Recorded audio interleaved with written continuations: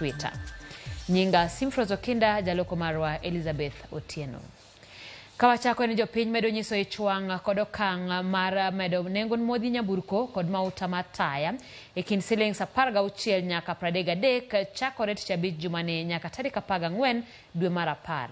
Mana ka Edwin Okoth leronwa okang mar piny owacho mar weyo tiyo kod omenda ma osejuog jonyiewo mauta ma onego ogeng' godo medruok e nengo mauta koro medo pek mar nengo mauta mabiro medo nengo mwandu mamoko bende. Otieno ma piny rugo tich abich.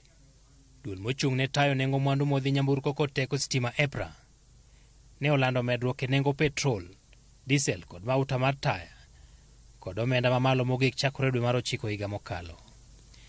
Petrol nengo ne oidho kod siling 16 gotonglo 9 lita ka lita. Diesel omedi kod siling 21 gotonglo 3. Ka mauta mar taya bende nengo ne oidho kod siling 33 gotonglo 1. Ma koro tiende ni nyaka tarik 14 dwe mar 10.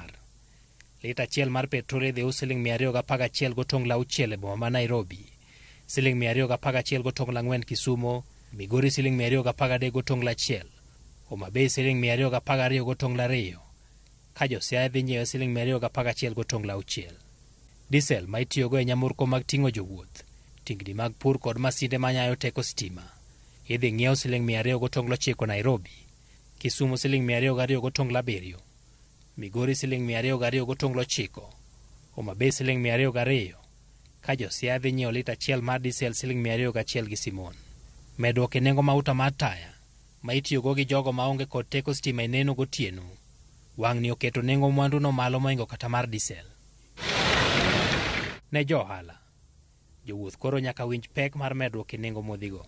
Ok wamor gi gima wachiew kawuono gokinyi to wayudo kotimore.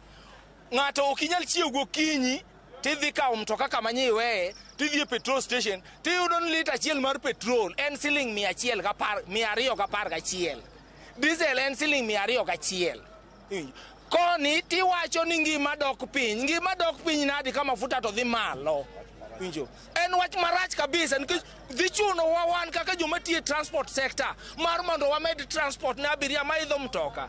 Giwacho ni okang' ma kamano dhi medo pek mar ngima nikech nengo mwanduno ni kod mbima pek ewi nengo mwandu mamoko.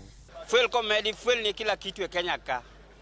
Keja fuel ni ng'ama nie puodho golo bando eka kele town tiyo gi mtoka to mtoka tiyo gi fuel mang'eny sana. Sirikal ni koro en sirikal ma koro hinyo jopiny.